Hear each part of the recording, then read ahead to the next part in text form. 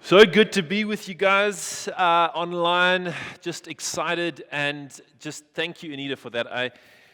One of the things that I know that has just come out of this sermon series is that those who have just been preaching on it and getting into it, just the joy and the challenge that it's brought those people.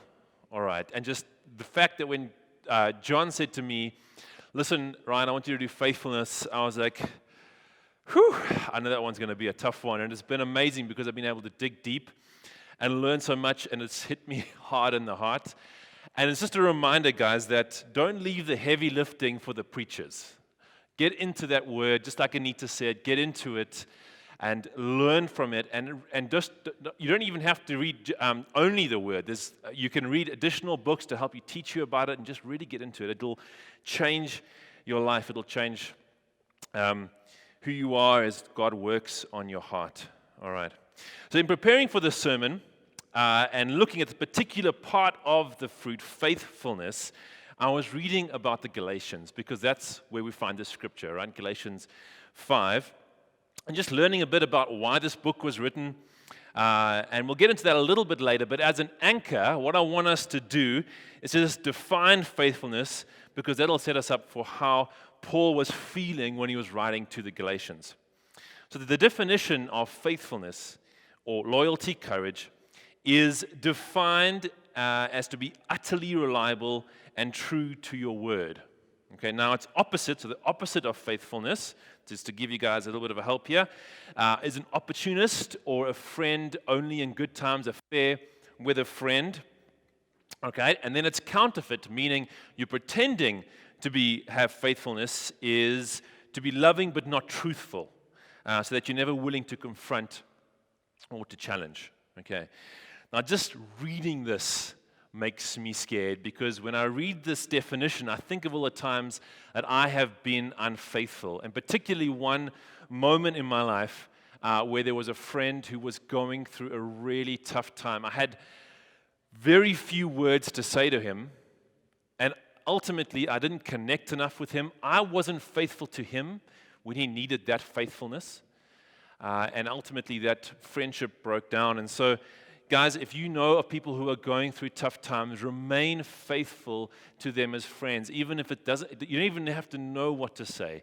Just be there, because as we're going to discover now, for those who need to go through trials and have that faithfulness, remain faithful, they need people beside them who can be faithful as well. All right.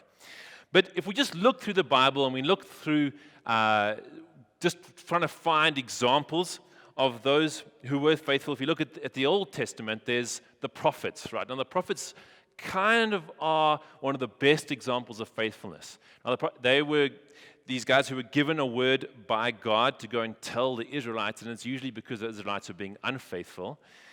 Their lives weren't characterized by success. In fact, often it went really, really bad for them. And God, in an effort to try and get his people to become faithful again, would often use visual cues to help them. And this is just one of them. I mean, talk about faithfulness. This is from this guy Ezekiel. Ezekiel was a prophet. He says, God told him to do this. Prepare and eat this food as you would barley cakes. While all the people are watching, bake it over a fire using dried human dung as fuel, and then eat the bread. That is faithfulness. Okay, now hopefully God won't ask you to do that. I trust he won't. But more importantly, okay, God always rewards faithfulness. And we're going to touch on 4 different kinds of faithfulness that come out of this scripture. Okay, so we see through the Bible is all these great heroes, and essentially the Bible just gives us these stories of those who were faithful and for some who weren't. But some of the heroes that you might remember and know of in the Bible, one of them was Abraham. Abraham's kind of the patriarch, the beginning of it all. And God promised him this son. And for years and decades, he waited for this son to be born. He was nearly 100. His wife was like 90 years old. Now that is faithfulness. You got guys like King David, right? He knew he was going to be king from the beginning, but he put himself under the current king who continually tried to murder him all the time, just really bad. And you got guys like Joseph. Remember Joseph? He was the guy with the Technicolor Dreamcoat, all right, but got sold as a slave and spent a couple of decades in prison before he became second in command of the most enormous nation on earth. Then you've got a guy like Moses, who wandered through the desert, all right, for 40 years before anything really happened, before they got to see the promised land, all right. Now, there's one important fact in the lives of those who remained faithful, and that's they all went through exceedingly tough times. And not just tough times, long, tough times. Okay, but they remained faithful, steadfast, with courage. But they all also had their flaws and their wobbles. Okay, Abraham gave his wife away to another king. David had his best friend murdered because he had slept with this guy's wife. I mean, that's a pretty bad wobble.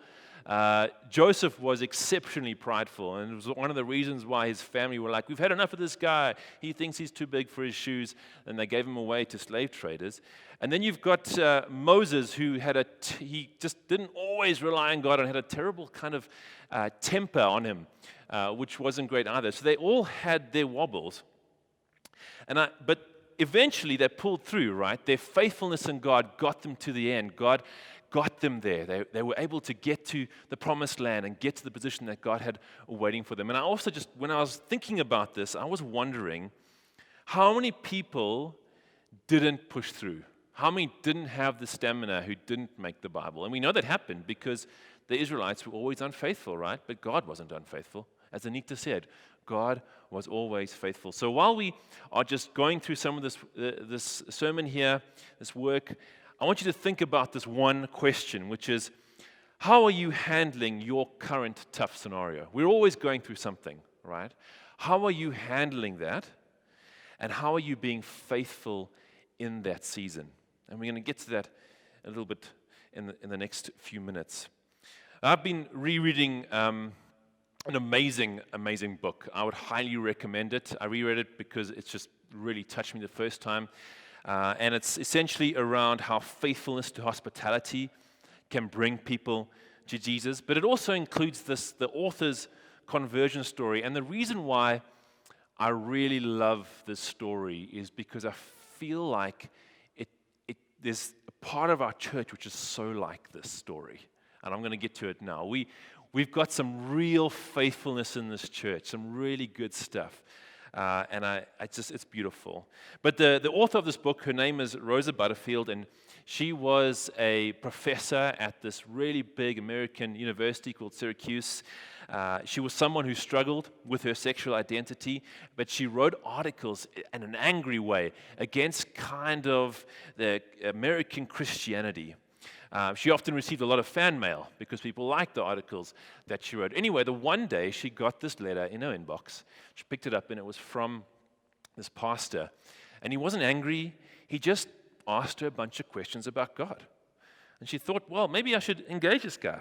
Okay, so he invited her for dinner with his wife, and they sat around and had a wonderful vegetarian meal because they probably knew that she wanted to eat vegetarian, which is correct.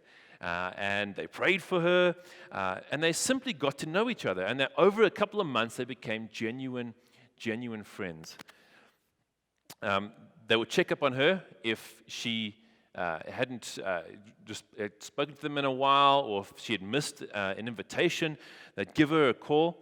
And although she continued to write articles against Christian values, they just kept loving her faithfully, and she kept asking questions. They never preached the gospel at her, but they were always honest with the questions that she asked. And eventually she started attending church. And she says this about the church. What strikes me looking back is what this church had been doing, praying for me faithfully through the months and years. And Ken, the pastor, was sharing with this church our friendship and our relationship, and the members were genuinely on their knees praying for me. Also, the wonderful thing about this church was that they never had pithy little sayings for her as she started to turn her life and come into the church. They would say stuff like, Rosa, count the costs. This is going to be brutal. This is going to be bloody as she started to change her life and come into Christianity. They were truthful, but they were loving. And when she said, I need help, they said, let's roll up our sleeves. We're going to get involved. We're going to help you. We're going to be part of this journey with you. They were faithful to her, and they were faithful to the message. Now, I love the faithfulness of this story, and it shows two main things. The one is that Jesus calls us to love God, but he also calls us to love people faithfully. Now, when it comes to God, his views on faithfulness are uncompromising. There is no black and white with God when it comes to faithfulness, but he is really gracious. That's the beautiful news about Jesus, right? Uncompromising, but gracious because Jesus covers that for us. We see, like anything, faithfulness is like a muscle. All right, the more we push into it, the stronger you get. And God also knows that if you genuinely want to be used by him, like the heroes of the Bible and the heroes we know are in this church, he will gently and sometimes forcefully get you to stretch and test your faithfulness muscles. I love what James has to say about this. He says, consider it a sheer gift, friends, when tests and challenges come at you from all sides. You know that under pressure, your faith life is forced into the open and shows its true colors. So don't try to get out of anything prematurely. Let it do its work so you become mature and well-developed, not deficient in any way. One of my heroes who has done this over so many years, I know when you're up here, you want to, but it's my wife. All right, my wife is, what you don't know is that about 15 years ago, we went on this crazy student debaucherous Mozambican trip. And we were in the middle of nowhere. I ended up coming back with cerebral malaria. And she came back with this horrendous stomach bacteria. We don't even know what it was. Okay, it really messed up her system. To this day, she has struggled with extreme she's allergic to so many different things, and it's really, her system has really battled with this in so many different ways. And in private, there's a lot of crying. We've gone through a lot of testing to try and figure out what's wrong. But she's remained faithful throughout this journey, and God has done something beautiful in her life as it's matured her faith and brought her even closer to Him. And it's getting better. God is answering prayers, and she's coming through that. But it's been a long journey, and she has been a hero in the way that she's remained steadfast with her eyes to Jesus, and she's battled through this. And I know some of you have had stories like that. So that was the first one. The first one was faithfulness through trials. Faithfulness through trials. Okay. The second one is faithfulness as stewards. See, but faithfulness is not only how we navigate our tough scenarios and stay the course, but it's also how we are faithful with what we've been given. Okay. If you think about the disciples who were with Jesus, they saw miracles that most of us can never even imagine. Yet when Paul was nearing the end of his life and work on earth, this is what he was concerned with. He was concerned with faithfulness. He says this, "You've seen how I've lived," Paul says, "and you know that my only concern is to finish the task that Jesus gave me." He wanted to be faithful with what he had been given. Paul would say elsewhere, "What is required of stewards is that they be found faithful." Now, a steward is just a servant. That is what a steward is. They're a servant of what the master has given them, and they need to look after it well. He doesn't run the household, the master does. His only responsibility is to do what he is told. And so if the master tells him to invest money in something in a tank, it's not the steward's fault. All right? He doesn't take the blame. On the other hand, if the master gives the steward an order, and which leads to great success, the steward doesn't get the credit, right? The master does. God does. Success and failure are master words. Faithfulness is the concern of us, the stewards, the servants. What God requires of you is not success, but faithfulness in what He has assigned you to. I mean, you got to think about Moses. Okay, Moses walking through that desert for 40 years, didn't even get to enter the promised land. The success he didn't get to see the success, but his faithfulness brought about a success. So ask yourself, what has Jesus called you to? You're not responsible to save the world, but you are responsible to follow Christ in your situation. For a servant, success in life is identifying what God has called you to and being completely faithful to that. Now, this is ridiculously hard for me because I'm a doer, and I'm like that sales guy. Like, I get the thrill when I win. Okay, I'm competitive. Okay, but this is Jesus' upside down kingdom, right? This is where the world is saying we need to be successful. It's about who you are and what you do. Jesus is saying that success has nothing to do with who I am and what I am in this world, but just how faithful I was to Jesus. How do we even process that? Because I battle with that, honestly. It's as I said, this has done some heart surgery on me, this particular sermon.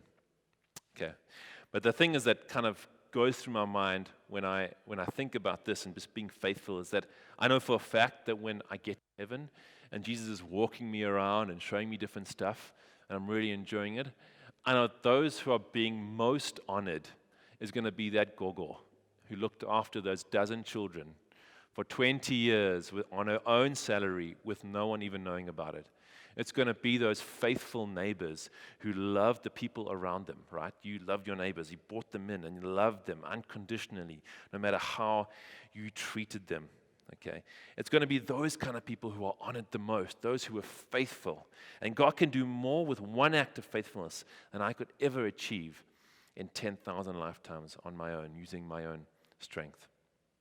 The irony about faithfulness and where you are, where you've been placed, where God has placed you right now, is that most of the opportunities for faithfulness are already right in front of you. If you're in high school, if you're a kid there, faithfulness might mean staying committed to purity, or even when you feel it isn't making a difference or you're getting mocked. If you're in university, it might mean continuing to love people and love God after you've mocked and humiliated in front of your peers. If you're at work, it might mean choosing integrity where everyone's cutting corners, or using your career for the sake of God's mission instead of your own bottom line. And if you're a parent, it might mean obedience to Christ in the most mundane aspects of everyday life, remaining consistent, remaining faithful with your children, because let's be honest, our kids are always watching and they recognize faithfulness and consistency. Ultimately, nothing you have is yours anyway. Even your breath is given moment by moment, and God is calling us to be good stewards with what we have been given, even every single breath that we have. Faithfulness is what He's called us to. One of the teams that's part of Cherished just typifies this in an absolutely amazing way. About 8 years ago, they went onto the streets to talk to women who were working on the street corners, and for 5 years, nothing happened in terms of the change in those lives of the girls. And every time we thought to ourselves, and that team thought to themselves, we should give up. Let's just stop this. God would say, remain faithful. Be here. Go out again. Go out again. And then we would go out, and sometimes they'd have rocks thrown at them. Sometimes passers-by, honestly, in vehicles would come past and throw eggs and rotten vegetables. I'm not even kidding. That would happen. And every time they'd gather again, they'd say, oh, we haven't seen any fruit. And God would say, remain faithful. And I can tell you that just over the last couple of years, the number of people who have been touched and brought off the streets, lives changed. Women on the street have been for 20 years coming out of that and being completely renewed. God is rewarding that faithfulness and changing people's lives. Remain faithful. Remain faithful. It's important.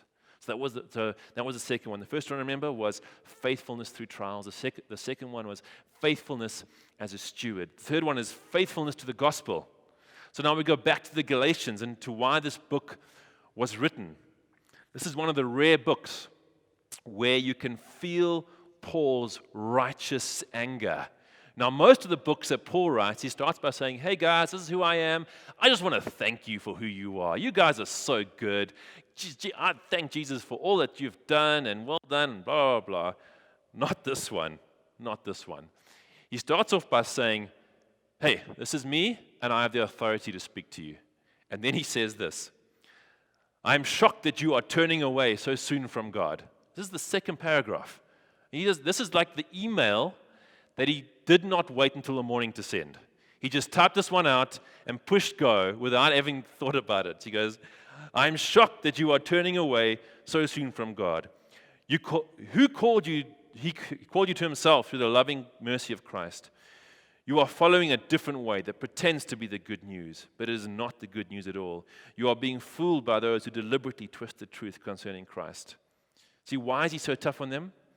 Because they were not being faithful to the gospel. You see, the Galatians hadn't completely turned away from God and indulged in sin, like some of the other books you might read in the New Testament from Paul, like the Corinthians. They just kind of lost it, right? They'd be doing some crazy stuff. No, the Galatians had done something even worse. They had taken the gospel and subtly twisted it, taking away the true power of the gospel. Now, we live in a time where the world is moving to take away the power of the message that we're telling, right? The true message of what Jesus calls us to, and we need to remain faithful to that message. Then what is this message that's got so enraged in terms of what's being twisted? And that is this, that there is nothing we can do, no human effort, no amount of social justice, no identifying with a certain group, no affiliation with a political party, no goodness that we can perform which can make us right with God. The only saving action we have is faithfulness to the belief that we are rescued by Jesus having died for our sins. That's it. That is the message. And they had twisted that where they were trying to rely on the law and being good in order to get themselves saved. Now, the world will tell us that our value and goodness comes from what we do, okay, and some of the causes that we believe in. But the gospel tells us that it's Jesus plus nothing, which equals rescue, which equals everything. I myself genuinely also, when you talk about struggles, I genuinely struggle with this. I love it when I'm just killing it, right? Work is going well. My wife and I are just doing so well together. The kids are behaving themselves for at least 5 minutes. I'm in my Bible, and man, life is so good. And then when stuff just doesn't go right, when I don't succeed at my job, when I don't do well in my personal life, whatever, I crash. And I feel like, I think John calls it the comet Christian, right? Here's Jesus, and you're over here because you do something bad, and you feel like you're doing something good, and you feel close to him, and then you do. No, we actually need to orbit him properly, all right? And so this, as I said, it's doing heart surgery on me, bringing me back to the truth. Okay. So, I know that we've spoken about faithfulness through the tough times, faithfulness with what we've been given, the steward stuff, faithfulness to the gospel. But there is one more faithfulness, which is the most important. And I know this is a little heady, it's a little bit theological, we need to touch on it as well a little bit, but it's really important that we get into this because it's one of the most important things. And it is our response to the faithfulness of God. Our response to the faithfulness of God. Now remember that guy Ezekiel, the guy who cooked his food over a human turd? That guy, the really faithful one. This is what he says to us that God told him to say to the people of Israel.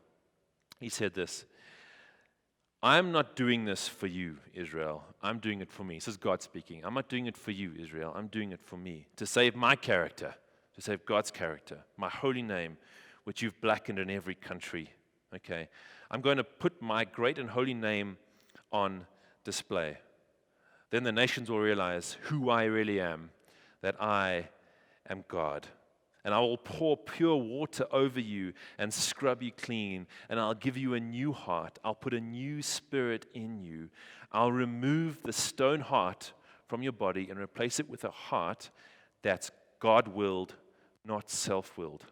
I'll put my spirit in you and make it possible for you to do what I tell you and live by my commands. You'll be my people. I'll be your God. You see God's glory. The honor of his name is at stake in all that he does. So God is all faithful first of all to himself. He has to be faithful to himself. Paul tells us in another one of his books that the reason God remains faithful, even if we are faithless, is that he cannot deny himself. He knows he is God. He has to be faithful to himself.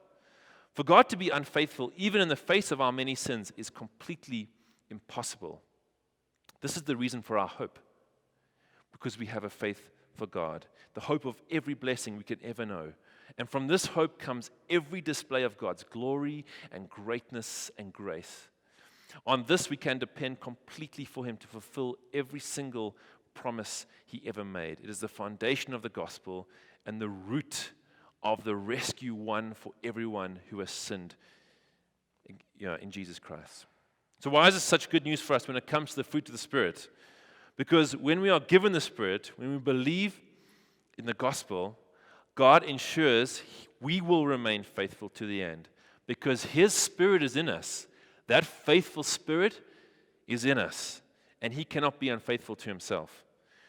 So we have this well of faithfulness in us which will enable us to have that endurance, to have that courage, to have the steadfastness, to keep us going, so that we too can look towards those heroes of the Bible and say, I was faithful just like they were. So here's just a couple of handles before we close this thing, just to give you a little bit of a way forward in this. The first thing is, in order for you to be faithful, surround yourself with faithful people. It's really important. If you're going to walk this journey and there's tough times for everyone, make sure that you're part of a community that helps you to take those hard steps forward. That may mean coming together and joining a community group, even if it's on Zoom. Super, super important, okay? Get involved with those people so that they can help you walk that journey. And I promise you, in this church, as I mentioned, they will roll up their sleeves and they're going to give you a hand. So be a part of those communities. The other one is, as Anita said, dig deep into the Word, right? The Word is there. The more you connect with God and Jesus, the easier it is to be faithful, okay? The other one is read good books. I can't tell you that enough. Read good books. Go and pick up a good book. If you're reading, one of the ways that I picked up a lot of the stuff was, we were talking about, I went and picked up a book on Galatians. I just read through it, and the stuff just that people have been meditating on comes through on those pages, and you get to benefit from their meditation, from the way that the Spirit has spoken through them, and you can learn from them as well. So read great books. And then stay true to the course, guys. Stay true. I know it's hard. There are wobbles and there are sins, but we have a gracious Jesus who died for everything, and he will keep you faithful to the end. Thank you so much for joining us. You might be asking yourself the question, how can I take this further? Firstly, you can send us your contact details to cindy@centerchurch.co.za, where we can include you in our online connect groups and you can receive our daily devotional. Secondly, you can hop on our website where you can access previous sermons and find out more about who we are at Center Church. Thirdly, if you consider yourself as part of Center Church, we want to thank you so much for your ongoing financial partnership. The banking details are on the website. Thank you so much for joining us and hope you have an amazing Sunday.